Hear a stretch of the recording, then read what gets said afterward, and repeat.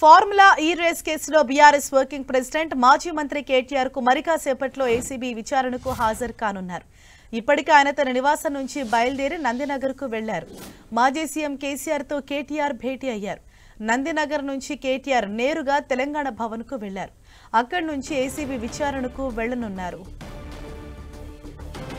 గత బీఆర్ఎస్ ప్రభుత్వం హైదరాబాద్ లో ఫార్ములా ఈ కార్ రేసింగ్ నిర్వహించారు. ఈ కార్ రేసింగ్ లో అవకతవకలు జరిగినట్లు ఏసీబీ గుర్తించింది. అప్పట్లో మంత్రిగా ఉన్న కేటీఆర్ ఆదేశాలతో 55 కోట్ల రూపాయలను రిజర్వ్ బ్యాంక్ ఆఫ్ ఇండియా అనుమతి లేకుండా నిబంధనలకు విరుద్ధంగా విదేశాలకు తరలించారని ఏసీబీ కేసు నమోదు చేసింది. ఈ కేసులో కేటీఆర్ ను A1 గా, ఐఏఎస్ అధికారి అరవింద్ కుమార్ ను A2 గా, బిఎల్ఎన్ రెడ్డిని A3 గా ఏసీబీ చేర్చింది. ఈ కేసులో ఇప్పటికే ఈ ముగ్గురిని ఏసీబీ విచారించింది. మరోసారి విచారణకు హాజరు కావాలని ఏసీబీ నోటీసులు జారీ చేసింది. గతంలోనే కేటీఆర్ కు ఏసీబీ నోటీసులు పంపగా విదేశీ పర్యటన నేపథ్యంలో హాజరు కాలేనని అధికారులకు ఆయన సమాచారం అందించారు. ప్రస్తుతం కేటీఆర్ విదేశీ పర్యటన ముగించుకుని వచ్చారు. దీంతో ఫార్ములా ఈ కార్ రేస్ కేసులో విచారణకు రావాలని ఏసీబీ మరోసారి నోటీసులు జారీ చేసింది.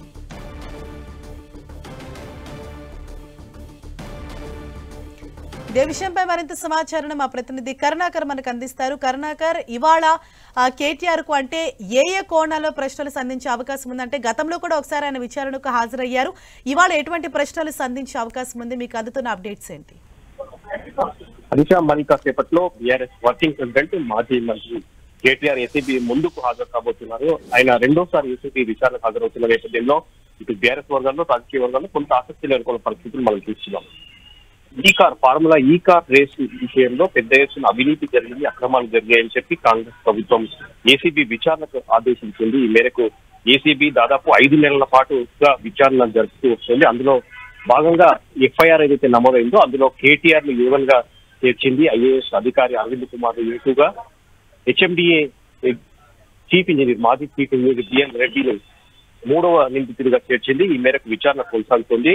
దాదాపు 44 కోట్ల రూపాయలు విదేశాలకు అక్రమంగా తరలించారని చెప్పి ఈ కార్ రేస్ లో ఆర్బీఐ నిబంధనలకు విరుద్ధంగా ప్రభుత్వ అనుమతి లేకుండా హెచ్ఎండిఏ అకౌంట్ నుంచి నేరుగా విదేశీ సంస్థకు 44 కోట్ల రూపాయలు, ట్యాక్స్ తో కలిపితే 54.88 కోట్ల రూపాయల్ని తరలించారని చెప్పి ప్రధాన అభియోగం ఉంది. ఇందులో ప్రధాన ముద్దాయిగా కేటీఆర్ ను ఎఫ్ఐఆర్ లో చేర్చిన నేపథ్యంలో ఆయన ఇప్పటికీ ఏసీబీ ఒకసారి విచారించింది. మళ్ళీ మొన్న 28వ తారీఖు విచారణకు రావాల్సిందిగా ఏసీబీ నోటీసులు చేసింది. కేటీఆర్ విదేశీ పర్యటన నేపథ్యంలో విచారణ వాయిదా పడింది. ఈ రోజు 10 గంటలకు కేటీఆర్ ను విచారణకు రావాలని చెప్పి మరోసారి నోటీసులు పేర్కొన్న నేపథ్యంలో కేటీఆర్ మరి కాసేపట్లో విచారణకు వెళ్లబోతున్నారు. ఆయన విచారణకు వెళ్లే ముందు కాసేపటి క్రితం నందినగర్ లో తన నివాసానికి చేరుకున్నారు. అక్కడే ఉన్న మాజీ ముఖ్యమంత్రి కేసీఆర్ తో కేటీఆర్ భేటీ అయ్యారు. మరి కాసేపట్లో కేటీఆర్ తెలంగాణ భవన్ కు రాబోతున్నారు. కేటీఆర్ విచారణ నేపథ్యంలో తెలంగాణ భవన్ లో పెద్ద ఎత్తున హడావుడి నెలకొంది. కార్యకర్తలు, నేతలు, ఎమ్మెల్యేలందరూ కూడా తెలంగాణ భవన్ కు చేరుకుంటున్నారు. కాసేపట్లో కేటీఆర్ నందినగర్ నుంచి తెలంగాణ భవన్ కు వచ్చి ఇక్కడి నుంచి నేరుగా ఏసీబీ కార్యాలయానికి వెళ్ళి అక్కడ విచారణలో పాల్గొంటారు. చూసా మనం లాస్ట్ టైం కేటీఆర్ విచారణకు హాజరైన సందర్భంలో దాదాపు 9:30 గంటల పాటు ఏసీబీ విచారించింది. ఈసారి కూడా సుదీర్ఘంగా కేటీఆర్ విచారించే అవకాశం కనిపిస్తుంది. అందులో ప్రధానంగా 54.88 కోట్ల రూపాయలని అక్రమంగా విదేశాలకు తరలించారు, నిబంధనలకు విరుద్ధంగా అని చెప్పి ప్రధాన అభియోగం. అందులో కేటీఆర్ పాత్రే కీలకం అని చెప్పి ఏసీబీ భావిస్తుంది. కాబట్టి ఇందుకు సంబంధించిన ప్రశ్నలే ఏసీబీ ఈసారి కేటీఆర్ ను మళ్ళీ సుదీర్ఘంగా ప్రశ్నించే అవకాశం కల్పిస్తుంది. హరీష్, కరుణాకర్, అంటే ప్రధానంగా ఈ కేసుకు సంబంధించి ఎటువంటి కీలక ఆధారాలను సంపాదించారు ఏసీబీ అధికారులు? అంటే గతంలో కూడా ఒకసారి ఎంక్వైరీకి అటెండ్ అయ్యారు కాబట్టి అంటే ఇక్కడ బీఆర్ఎస్ వర్షన్ ఏ విధంగా ఉంది?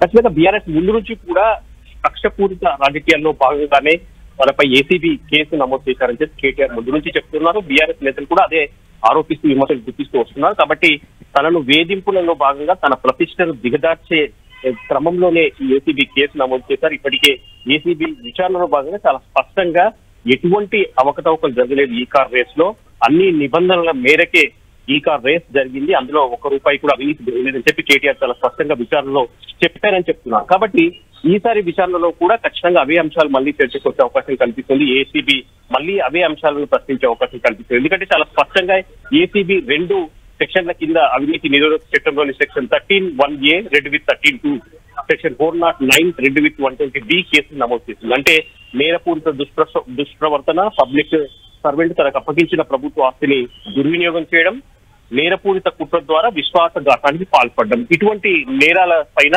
అభియోగాల పైన కేటీఆర్ పైన కావచ్చు, లేకపోతే అరవింద్ కుమార్ పైన కావచ్చు, బిఎల్ఎన్ రెడ్డి పైన కావచ్చు, ఈ 2 సెక్షన్ల కింద ఏసీబీ కేసులు నమోదు చేసింది. కాబట్టి ఈ అంశాలపైన ప్రధానంగా దృష్టి సారించింది. ప్రభుత్వ అనుమతి లేకుండా ఆర్బీఐ నిబంధనలకు విరుద్ధంగా ఏ విధంగా దాదాపు 54 కోట్ల రూపాయలని విదేశీ సంస్థకు నేరుగా, అది కూడా ఇండియన్ రూపీస్ రూపంలో కాకుండా డాలర్ల రూపంలో పంపించారు. కాబట్టి ఇది పూర్తి స్థాయిలో నిబంధనలకు విరుద్ధం, ఇది అక్రమం అని చెప్పి ప్రభుత్వం వాదిస్తుంది. అక్రమంలోనే ఏసీబీ విచారణ జరుపుతుంది. కాబట్టి కేటీఆర్ ను ఈ రోజు ఏసీబీ విచారించే సమయంలో దీనిపైనే ప్రధానంగా ప్రశ్నించే అవకాశం కనిపిస్తుంది. ఎందుకంటే ఇప్పటికే విచారణకు హాజరైన అరవింద్ కుమార్ కావచ్చు, బిఎల్ఎన్ రెడ్డి కావచ్చు, కేటీఆర్ ఆదేశాల మేరకే ఈ కార్ రేస్ విషయంలో కావచ్చు, లేకపోతే డబ్బుల విదేశ సంస్థకు ట్రాన్స్ఫర్ చేయడం కావచ్చు, ఇటువంటి అన్ని అంశాలన్నీ కూడా కేటీఆర్ ఆదేశాల మేరకే చేశామని చెప్పి ఇప్పటికే విచారణలో వాళ్ళు చెప్పినట్టు తెలుస్తుంది. కాబట్టి కేటీఆర్ ఈ రోజు నేరుగా ఈ అంశాలపైన ఏసీబీ ప్రశ్నించే అవకాశం కనిపిస్తుంది. హరీష్, కర్ణాకర్, అంటే ఇవాళ కేవలం కేటీఆర్ ఒక్కరిని మాత్రమే విచారించనున్నారా?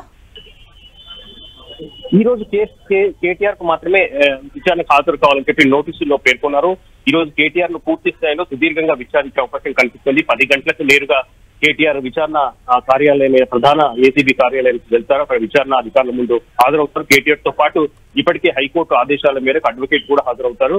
కాబట్టి అడ్వకేట్ సమక్షంలో కేటీఆర్ ను ఏసీబీ అధికారులు సుదీర్ఘంగా ప్రశ్నించే అవకాశం కనిపిస్తోంది. కేటీఆర్ యొక్క ఈ రోజు విచారణ తర్వాత మళ్ళీ A1, A2, A3 గా ఉన్న బిఎల్ఎన్ రెడ్డి కావచ్చు, లేకపోతే ఐఏఎస్ అధికారి అరవింద్ కుమార్ కావచ్చు, వాళ్ళిద్దరిని కూడా మళ్ళీ రెండోసారి విచారించే అవకాశం కనిపిస్తుంది. కాబట్టి దాదాపు 5 నెలల పాటు ఏసీబీ విచారణ కొనసాగుతుంది. ఈ విచారణలో చాలా కీలక అంశాలు కొనసాగే అవకాశం కనిపిస్తుంది. కాబట్టి చూడాలి ఈ రోజు కేటీఆర్ విచారణ తర్వాత ఏం జరగబోతుంది, కేటీఆర్ విచారణలో ఎటువంటి అంశాలనైనా చెప్పబోతున్నారు అనేది కొంచెం కీలకంగా మారింది. ముందు నుంచి చూస్తున్నా మనం కేటీఆర్ పైన ఈ ఏసీబీ కేసు ఎప్పుడైతే నమోదైందో, కేసు నమోదైనప్పటి నుంచి కూడా పెద్ద ఎత్తున బీఆర్ఎస్ వర్గాలన్నీ కూడా ఆందోళన వ్యక్తం చేస్తున్నాయి. కేవలం కేసీఆర్ కావచ్చు, బీఆర్ఎస్ తో పాటు కేటీఆర్ ప్రతిష్ట దిగదార్చేందుకు మాత్రమే ఇటువంటి వేధింపు కేసులు పెడుతున్నారు. ఇటువంటి ఎన్ని కేసులు పెట్టినా తాము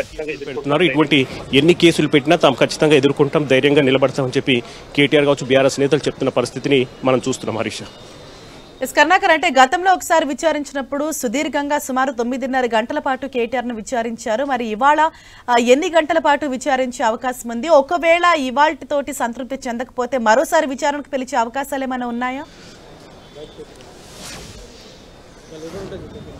ఖచ్చితంగా సుదీర్ఘంగా విచారిస్తుంది ఏసీబీ. మనం చూసాం అంటే గత ఏడాది డిసెంబరు 19వ తారీఖు ఏసీబీ ఎఫ్ఐఆర్ నమోదు చేసింది. గవర్నర్ జిష్ణుదేవ్ వర్మ అనుమతితో కేటీఆర్ పై కేసు విచారణకు ముందుకు వెళ్తుంది ఏసీబీ. ఆ మేరకు సుదీర్ఘంగా దాదాపు 5 నెలల పాటు ఇప్పటికే విచారణ ముగిసింది. ఇందులో భాగంగా ఇప్పటికే కేటీఆర్ను ఇప్పటికే ఒకసారి సుదీర్ఘంగా విచారించారు. తర్వాత A2, A3గా ఉన్న అరవింద్ కుమార్ను, బిఎల్ఎన్ రెడ్డిని కూడా విచారించారు. ప్రధానంగా ఏసీబీ అభియోగం ఒకే అంశంపై ఉంది. అందులో ప్రధానంగా నిబంధనలకు విరుద్ధంగా, ఆర్బీఐ నిబంధనలకు విరుద్ధంగా ప్రభుత్వం దృష్టికి రాకుండానే, ప్రభుత్వం అనుమతి లేకుండానే 54.88 కోట్ల రూపాయలని విదేశీ సంస్థకు ట్రాన్స్ఫర్ చేశారనేది ప్రధాన అభియోగం. అంటే ప్రభుత్వ నిబంధనల ప్రకారం 10 కోట్లకు మించి ట్రాన్సాక్షన్ ఏదైనా విదేశీ సంస్థలకు కానీ 10 కోట్లకు మించి డబ్బులు చెల్లించాల్సి వస్తే ఖచ్చితంగా ప్రభుత్వ అనుమతి తీసుకొని ఆర్బీఐ నిబంధనల మేరకు చెల్లించాల్సి ఉంది. కానీ 54 కోట్ల పైచీలకు డబ్బులను ఎటువంటి అనుమతులు లేకుండా నేరుగా హెచ్ఎండిఏ బ్యాంక్ అకౌంట్ నుంచి విదేశీ సంస్థకు, అది కూడా డాలర్ల రూపంలో చెల్లించారు. ఈ దీంట్లో పెద్ద ఎత్తున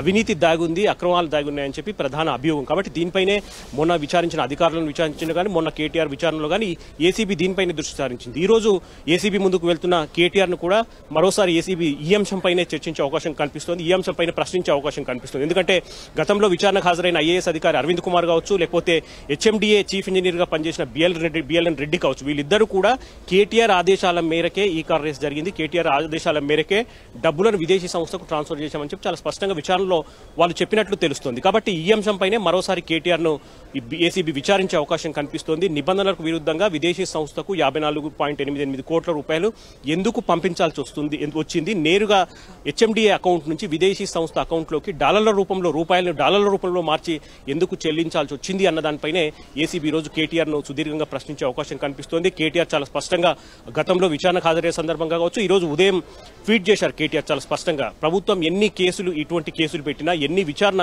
కమిషన్లు వేసినా ఖచ్చితంగా తాము ధైర్యంగా నిలబడతాం. ప్రభుత్వం 6 గ్యారెంటీలలో పూర్తి స్థాయిలో వైఫల్యం చెందింది, 420 హామీలు అమల్లో పూర్తి స్థాయిలో వైఫల్యం చెందింది.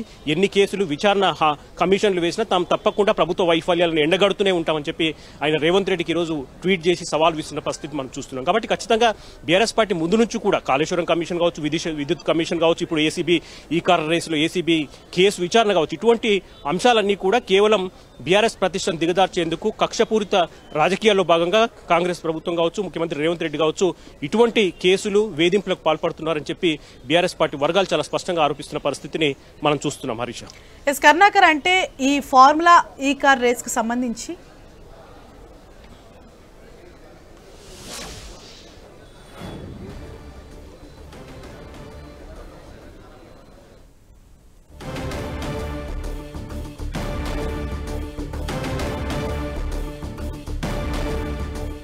ఇవాళ ఏసీబీ అధికారుల ముందు విచారణకు హాజరు కానున్నారు BRS working president KTR. Formula ఈ కార్ రేసు కేసుకు సంబంధించి ఇవాళ రెండవసారి ఏసీబీ అధికారుల ముందు విచారణకు రాబోతున్నారు. గతంలో కూడా ఒకసారి ఆయన ఏసీబీ అధికారుల ముందు విచారణకు హాజరయ్యారు. అప్పుడు కూడా సుదీర్ఘంగా 9.5 గంటల పాటు ప్రశ్నించింది. అనేక ప్రశ్నలు సంధించారు ఏసీబీ అధికారులు. ప్రధానంగా ఈ ఫార్ములా ఈ కార్ రేస్ కేసులో అవకతవకలు జరిగినట్లు, భారీగా నిధులు దారి మళ్లినట్లుగా గుర్తించారు. సుమారు 55 కోట్లు ట్రాన్స్ఫర్ చేసినట్లుగా గుర్తించారు. అయితే ఈ వ్యవహారంపైన ఇవాళ మరోసారి కూడా సుదీర్ఘంగా విచారించే అవకాశం ఉంది కేటీఆర్ను.